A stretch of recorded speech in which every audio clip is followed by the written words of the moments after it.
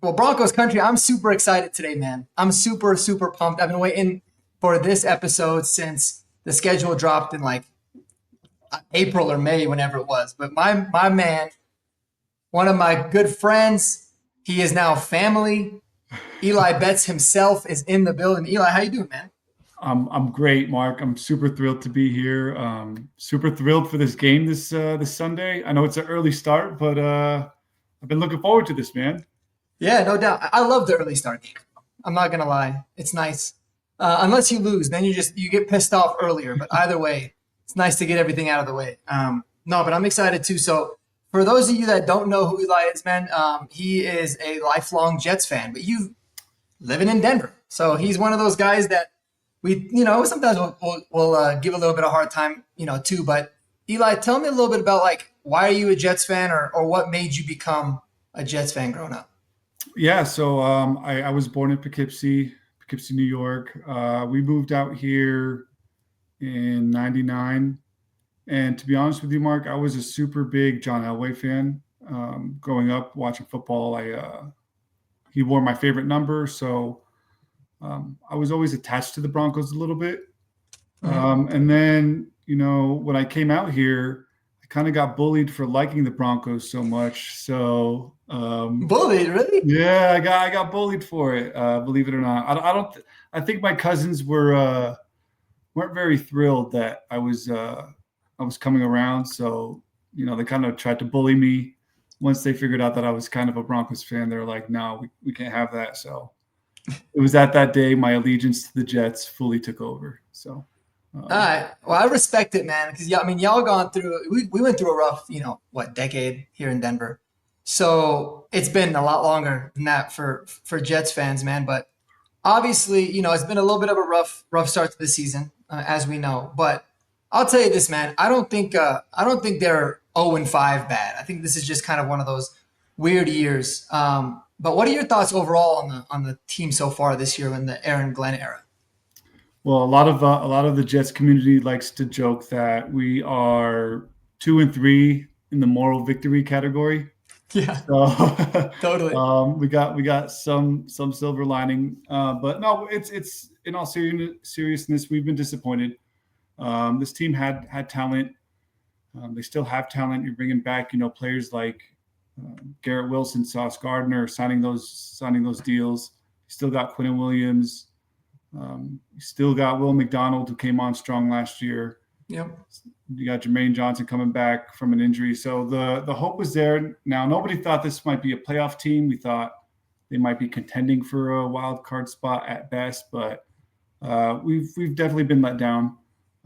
There's still some bright spots here and there, but to be the only winless team and to be the only team to not cause a turnover, nobody had that on their bingo card for sure. So No, no, and I'm glad you brought that up, man. Because that was mind blowing to me. Because I was looking at like I was doing some digging on the Jets. I noticed okay, they're -8 in the turnover department. I was like, well, okay, that'll obviously contribute to you being 0-5. And then I realized, man, they created zero turnovers, and that yeah, actually scared the hell out of me as a Bronco fan. I'm not gonna lie, because it's yeah, like as soon as that's kind of like not really sustainable, right? Just like the Jaguars, like the way that they're turning the football over, I don't think is sustainable. Not forcing any turnovers is just not really sustainable either. So like once that flips, that could be something that could have some teams get got by the Jets. But I mean, you talked about bright spots a little bit on the team. Who are some of the like bright spots? Maybe some like under the radar guys no one really talks about or knows about that you feel are should be known about and are maybe making you feel a little bit more optimistic about the Jets' future moving forward. it's tough to find some bright spots on an 0-5 team, but I'm going to dig. I'm going to try to find some. First of all, Mason Taylor, he seems to be coming along really well. So that's always good. We need that second weapon. Uh, Brees Hall looks well. It looks good. The running game looks well. Garrett Wilson is worth every penny that he got. That's yeah. That needs to be cleared up. And then you got you still got Quinnen Williams being Quinnen Williams. So that's always a plus. So there's some bright spots. Um, offensive line. They seem to be doing really well, even though they had a rough week against the Cowboys. You got Armand Membu and second-year player Olu Fashion. I love your tackles. Yeah, Yeah, I think your tackles are great. they struggled last week, but overall they've had a really good season. So you got two bookend tackles for years to come. That's a bright spot. So there's some things to build on.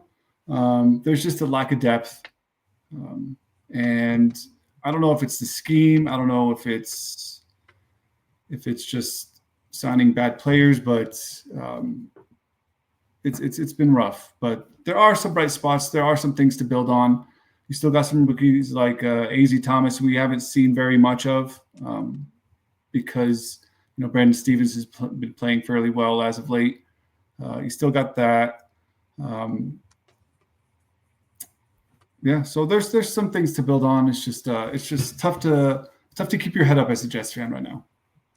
Yeah, no, I get that, man. And like I said, I'll tell you something. I feel like from an outsider's perspective, I mean, I've been paying a little bit of attention to the Jets. I mean, more for your sake more than anything. But I feel like when you look at it, they remind me a lot of where the Broncos were in Sean Payton's first year. Right now, obviously, we still won like 8 games that year, and it's still good for you. But I feel like you got some building blocks on the team. Like, I love your bookend tackles. I thought the Armand Membu pick was awesome. I was a huge Mason Taylor fan out of LSU. I was really pissed that you guys got him. I liked Azaria Taylor. I liked a lot of the guys that you guys ended up picking up. So I feel like you've got a good, solid, foundation in some areas. It's just, like, as you said, depth, which is usually just many years of poor drafting. I think you guys got a good GM now with Muji. So I think you guys are heading in the right direction. My thing is like Justin Fields. It's kind of he's such like a polarizing quarterback because you got a lot of guys that like him. I think he's pretty good. You got a lot of people that think he's trash.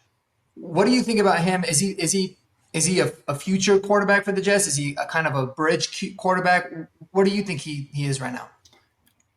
He's always struggled with holding on to the ball for too long and not getting that ball out.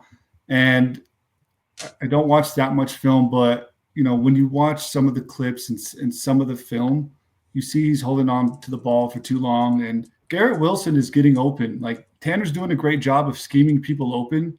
That ball is just being held on for a little bit too long. And he's taking sacks and, fumbling the ball. And even though he hasn't thrown an interception yet, I think he's trying to play into that too much. He's being a little bit too cautious. You got Garrett Wilson who can go up and make some crazy catches. You got to throw it up sometime and don't be afraid to push that ball and throw it out and throw it with anticipation. That's always been a struggle for him. So I think he could be a great backup quarterback. I think he could be a great bridge quarterback for, somebody that we bring on next year. And I like the guy. He's super humble. He's a great guy. Just, you got to be able to throw that ball and win football games. And it's coming up. This is his third team, and yeah, he's got some experience. So yeah, something's got to click for him. Yeah, eventually. No, I'm right there with you. Like I said, again, it reminds me a lot of that Russ team because Russ had the same problems, man. A lot of it was like people thought, oh, Russell Wilson won a Super Bowl, but it was a lot of holding onto the football, not getting it out, which is obviously pretty damn frustrating. But I like Justin Fields. I think, like I said, I think you guys got a lot of good things to go for. And then I saw something on Twitter, I think, the other day. And it was something about like Aaron Glenn's defenses typically like in their first year in the scheme, like everywhere he's been, they struggle for like the first half a year or even the first year until like things really, really click. So I think overall you guys are in really good hands with Aaron Glenn. It's just right now a lot of it to me seems to be the culture building piece, right? Figuring out, okay, which guys belong on this team, which guys do not, right? How do guys respond after going 0-5? Those are the guys that you want to keep on your team typically, and some haven't. So I feel like Aaron Glenn is still kind of working to do his thing. But I'll tell you what, man, I'm nervous about this game. You never know what the hell can happen in London. So, from your point of view, how do you see this game going, and what do you think the Jets need to do to upset the Denver Broncos in London, which would make me cry. First and foremost, they have to turn the ball over, or they got to get the Broncos to turn the ball over, I should say. At least 2 turnovers, and you got to play a perfect game, in all honesty, because this Broncos defense is legit. This Broncos team is legit. They can't mess around. They can't wait until the fourth quarter and decide to, actually start playing football, because that's where most of their stats are coming from. They're down big in the first, second, and third quarter. And then in the fourth quarter, when you're down 2 scores, defense start to lighten up a little bit, and you can throw the rock a little bit more. And so make this a competitive game. Make this close. Don't, start playing football in the fourth quarter. Get to Bo. Sometimes he can get a little bit of happy feet. And so make him climb that pocket and make him uncomfortable. And secondary has to hold up because they haven't played very well. And linebackers need to stop being so over aggressive, pursuing everything like that. And it's going to take a perfect game, Mark, because this is a great Broncos team. They're looking to make some noise, and they are making some noise. And so an 0-5 team can't go into London and play the football that they've been playing. They need to play the best game that they've played so far this season. Yeah, no doubt. And the Jets, man, they've shown those like spurts of brilliance. Obviously that first game against Pittsburgh was a whole lot of fun. And they had a hell of a game against Tampa. They had a hell of a game against Miami. So they've shown, a little bit of those flashes. I think when I look at it, I agree with you 100%. The turnovers have got to go in the Jets' favor.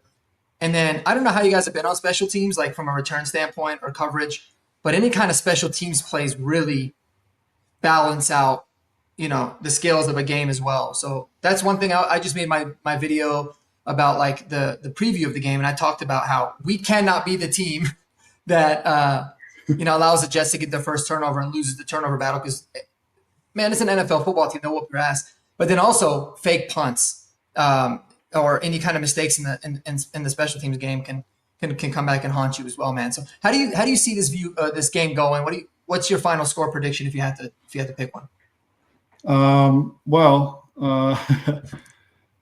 It's this is a tough opponent, and I'm still not giving up on this team. I know a lot of people have. I know it's really hard not to, but I'm gonna. I don't want to get killed for this, but I've been saying all week long in Jets chats and whatnot that I got the Jets winning by 10. By 10? Damn. Yeah, I'm gonna go 30-20 Jets. 2 turnovers from Bo Nix. I got 150 all-purpose yards from Brees. And yeah, Justin Fields is going to have a good day. And I'm hoping we can get Garrett Wilson open. So that's what I got, man. Yeah, no, I dig it, man. I don't think you're crazy for saying that. I mean, I feel like I would probably always pick the Broncos too, regardless of the situation we've been in. But it's possible. Like I said, I don't like, from a Broncos perspective, this game scares me in a lot of ways. I hate it when,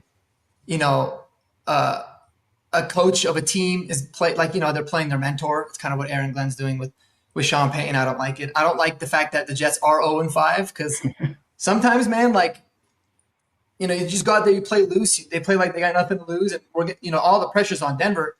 I don't like that. So I can certainly see some funky things happening, and obviously I'm hoping that that's not going to be the case. But I guess we'll see. This is going to be one of those interesting games in London, man. So Eli, I appreciate you joining me, brother. I will be watching it. I know you'll be up in the Discord, guys. Make sure you join the Discord if you haven't already. We have a great fan group in there of, as you can see, all different sports teams. So join. I'll put the link down below in the description. But Eli, I appreciate you, man. Any last thing that you want to say to the viewers, to Broncos country, to what do you guys call yourselves? Is it Jets Nation? Jets whatever? Yeah. I got. First of all, make sure you like the video, subscribe to Marky's channel. If you love anything Denver sports, Nuggets, Avalanche, especially the Broncos, Yeah, We don't no really, Rockies here. yeah, we don't talk about the Rockies here. Please subscribe to the channel, Mark. Thank you so much for allowing me to do this. I love your videos. I love your content. Keep pushing it out. Jets Nation. I know things are bleak right now, but hold your heads high. We're on our way to a high draft pick and hopefully a new franchise quarterback. To Broncos country. I still love you guys. Please don't hate me. We love you too, man. No, we love you too. I hope for a great game this Sunday and best of luck this season, guys. Yeah, appreciate you, man. And I was looking, dude. I mean, listen, you guys go 0-6, fine with me. You guys got Carolina, Cincy, Cleveland, New England. 4 games in a row that you could win. But let me tell you something. I know it sucks, and I've always begged the Broncos to do this, and they never did. If you are going to suck, make sure you suck correctly, as dirty as that sounds. Get a top 2 pick. Get the top pick. The last thing that you want to do is end up winning, last couple games of the season, like the Giants do, and then all of a sudden you're missing out on Jaden Daniels, right, on the opportunity to get him. You miss out on the opportunity to get Cam Ward this last year. Can't do that. So tanking and building up this culture and getting the highest possible draft pick is the fastest way to turn things around. But Eli, I appreciate you, man. And anybody watching, hope y'all have a wonderful day. Talk to y'all later. Appreciate it, Peace. Marky. Thank you. Yep.